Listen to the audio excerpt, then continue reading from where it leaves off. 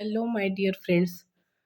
Job करणं, काहीतरी करणं, पैसे कमवणं म्हणजे अ, आपल्या घरामध्ये गरज आहे म्हणूनच करणं योग्य आहे का? तर बऱ्याच लेडीजला असं वाटतं, की सहज जर बोलता-बोलता जर विषय निघाला, की "तू काय करते? काय अ, कुठं असते?" तर मुली किंवा लेडीज सहज असं बोलून जातात, की "मी घरीच असते आणि मला काही गरज नाही आहे. माझ्या नवऱ्याचाच पगार एवढा आहे, की मी काही जरी केलं नाही तरी चालून जातं." तर मैत्रिणींनो, असं नसायला पाहिजे.